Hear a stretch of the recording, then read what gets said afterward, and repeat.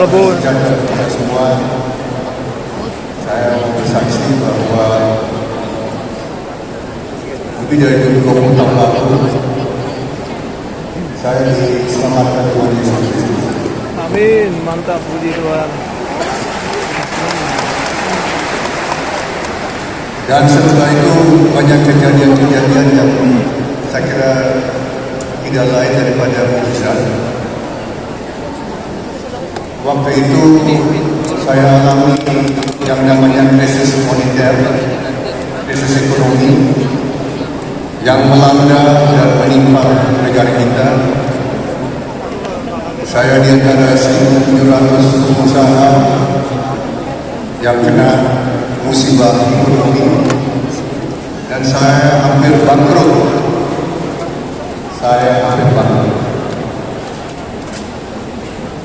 Hutang saya ratusan juta dolar. Kayak dia mah nggak bisa-bisa. Saya terpaksa harus menjual banyak aset saya dan punya banyak tambang lu untuk melunasi hutang. Dan waktu itu ada jalan buntu, tapi saya bisa dikatakan bahwa sesungguhnya saya diselamatkan dengan Tuhan Yesus Kristus.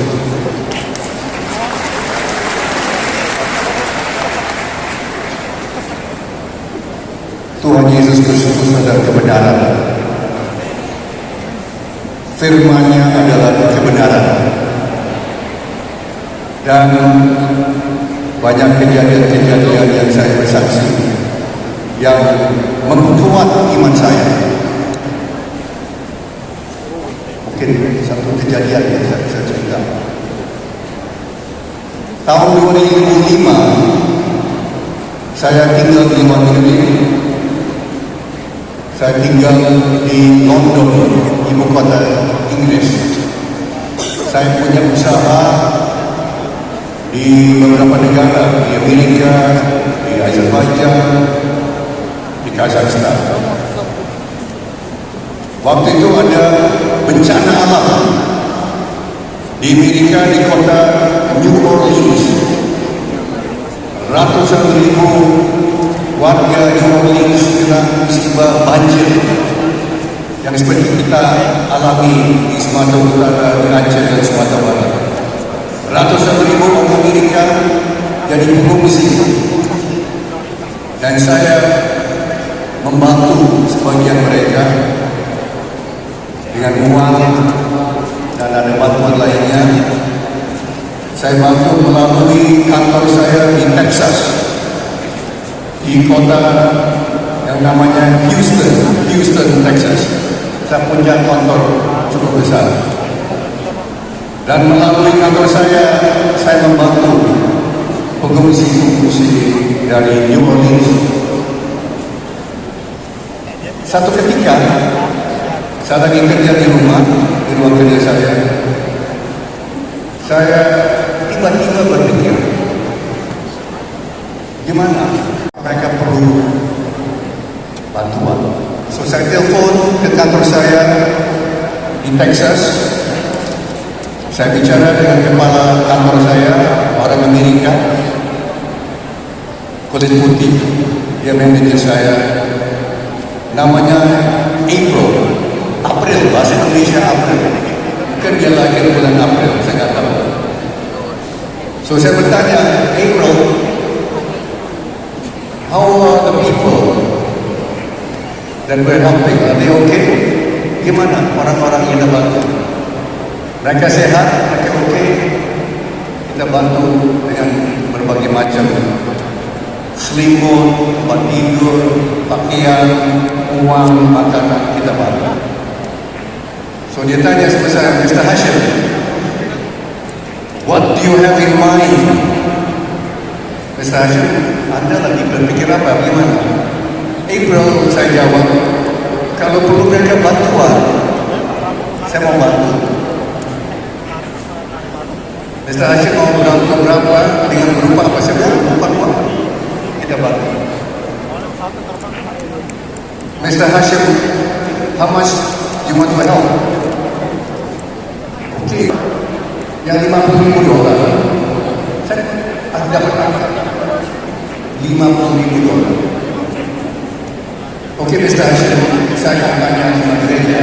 Kita bantu lewat gereja. Namanya KD Christian Missionary. 5 menit kemudian, April menelpon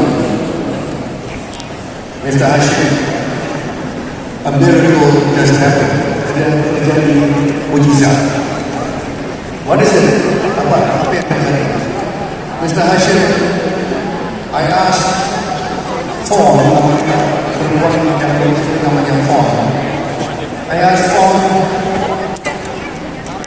my chairman has called pimpinan saya baru telepon, Hashim, telepon dari London, menawarkan bantuan. Bagi lagi bang. Bagi lagi agar-agarnya.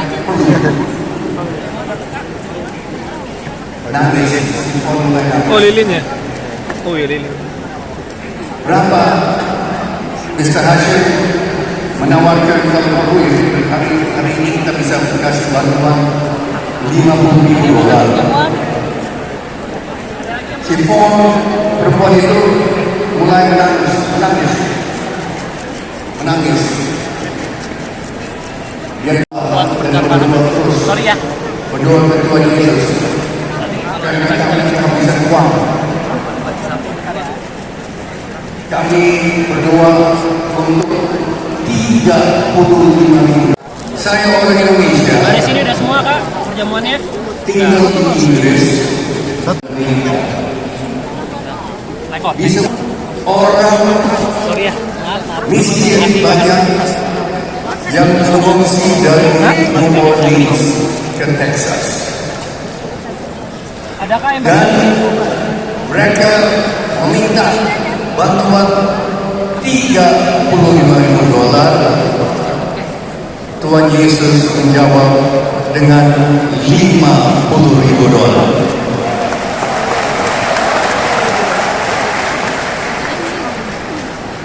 Saya hanya hamba Tuhan, saya dipakai Tuhan Yesus. Saya orang kecil. Saya seorang TKI, tenaga kerja Indonesia. Saya seorang TKI tinggal di luar negeri. Keren TKI. Dipakai oleh Tuhan kita Aing meneru TKI. membantu melayani orang-orang miskin, orang-orang tertindas yang di Amerika. Coba, ini luar biasa. Puji Tuhan, ini semua kebesaran Tuhan Yesus. Dan ada kejadian-kejadian lain. Tapi saya kira untuk memulai tahun depan. Nah, hari ini saya mau perkenalkan kawan saya. Kawan saya warga negara Kanada, kelahiran negara yang namanya Iran. Tapi beberapa waktu lalu dia didatangi Tuhan Yesus Kristus dan dia memasuk agama Kristen. Puji Tuhan. Haleluya. Kawan saya Afshin Jabil. Kita tepuk tangan untuk Afshin Jabil.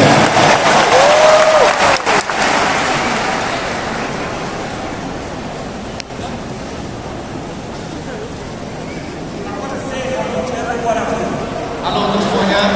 Salam. Halo Indonesia. Halo Indonesia. Halo.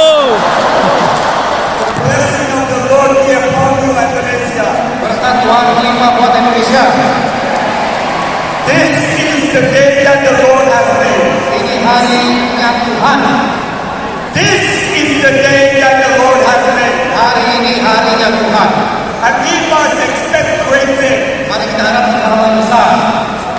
I want to tell you a little bit of my story. Saya mau cerita mengenai kisah saya. Of course, if you want, you can go on YouTube and watch the whole testimony. Ada di YouTube kesaksian saya.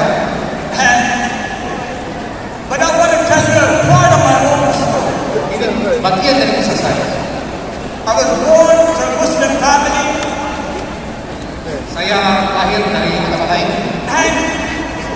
And I was working for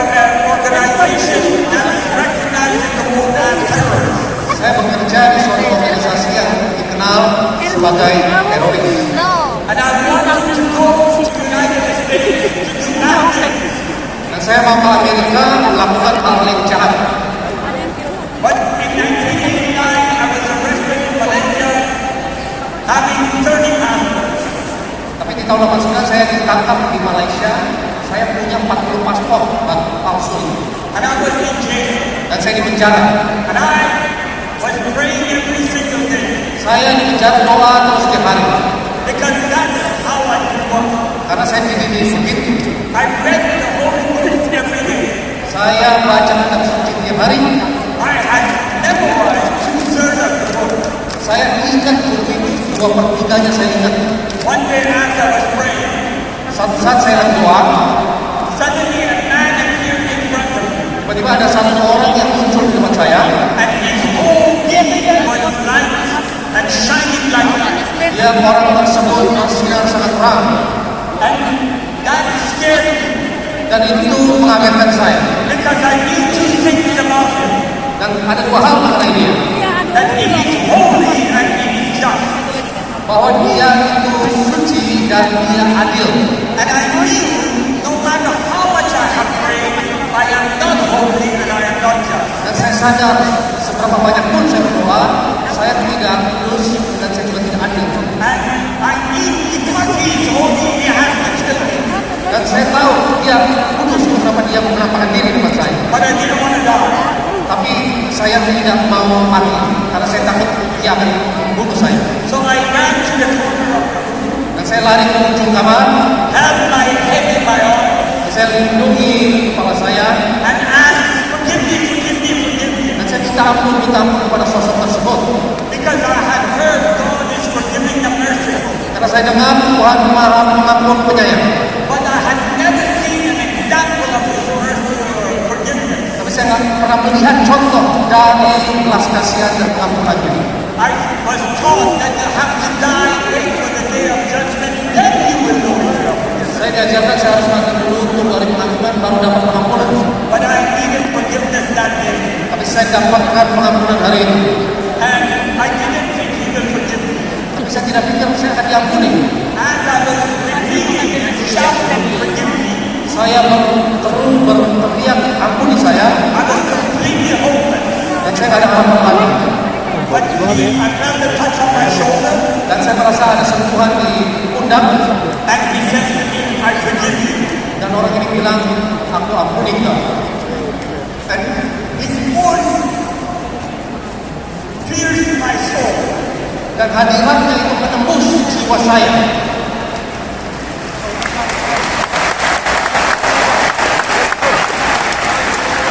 And I felt forgiven. Dan saya merasa diampuni.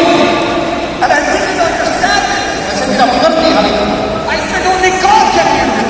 Saya pikir hanya Tuhan yang dapat mengampuni. This is definitely God. Dan ini pasti Tuhan. But this is not the God I studied about. Tapi ini bukan Tuhan yang saya pelajari. So I said, who are you that forgives me and I feel forgiven today? Saya tanya pada sosok tersebut, siapa engkau yang mengampuni saya dan membuat saya merasa diampuni? And he said, I am the way, the truth, and the life. Dan dia katakan akulah jalan, kebenaran, dan hidup.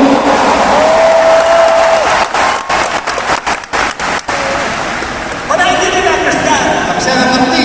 I had never heard such words. Saya nggak pernah dengar hal itu. So I said, I don't understand. Saya bilang saya nggak ngerti. What is your name? Siapa namamu? And he said, Jesus Christ. Dan dia berkata Yesus Kristus. Hallelujah. Haleluya. That day, Hari itu I cried for 2 hours. saya nangis 2 jam. And then he said to me, Dan dia katakan kepada saya, Abshi, Arsyid, I can forgive anybody. saya bisa ampuni semua orang. But who is going to tell them? Tapi siapa yang akan memberitakan kepada mereka? And I said, I will. Saya bilang saya yang akan memberitakan. That was 36 years ago. Itu 36 tahun yang lalu. Today I stand here. Saya berdiri di sini sekarang. Pak Hashim was kind enough to invite me to come here Saya juga Pak Hashim datang ke sini bersaksi. because his heart is to glorify Jesus. Karena hatinya dia untuk memuliakan Tuhan Yesus. And Jesus saves. Dan dia katakan orang Indonesia harus tahu Yesus menyelamatkan. I want to share something with you. Saya mau bagi sesuatu. And I want to say that this is a season you have not expected. Ini adalah suatu saat yang kita tidak harapkan. God is doing something great in Indonesia. Tuhan akan lakukan hal-hal besar bagi Indonesia. Amin. For about 15 years, I have prayed for Indonesia to see the revival of Jesus Christ. 15 tahun saya berdoa agar Indonesia mengalami kebangunan rohani untuk kemuliaan Tuhan Yesus. And God has set everything for such a time as this. Dan Tuhan sudah persiapkan untuk saat seperti ini. But I am surprised Saya kaget because I see Christians divided. karena saya melihat orang Kristen terbelah. They are divided by doctrines and everything else. Terbelah oleh doktrin dan hal-hal yang lain. But God wants the body of Christ to be united. Tapi Tuhan mau tubuh Yesus bersatu. He wants every one of them to be together and lift the name of Jesus Dia Christ. mau kita semua bersatu memuliakan Tuhan Yesus. Because He is worthy. Karena Dia layak. And I tell you this, if Indonesia prays, Karena kalau Indonesia memuji Tuhan, if Indonesian Christians pray together in unity, kalau orang Indonesia bersatu berdoa bersama, if Indonesian Christians stop complaining kalau orang Kristen Indonesia berhenti komplain and they just pray dan mereka hanya berdoa, and open their mouths and bless this nation, membuka mulut dan berseru memberkati bangsa, God will open the gates of heaven, Tuhan akan buka pintu gerbang surga, pour out the blessing that belongs to curahkan Indonesia, berkatnya bagi Indonesia. and Indonesia will change. Dan Indonesia akan timbulkan Tuhan. Let's call Him Mari berserukan Tuhan to do His thing. untuk melakukan hal-hal besar. So let's say together, Mari berdoa bersama. Jesus! Katakan bersama Yesus. Yesus. Together, Jesus!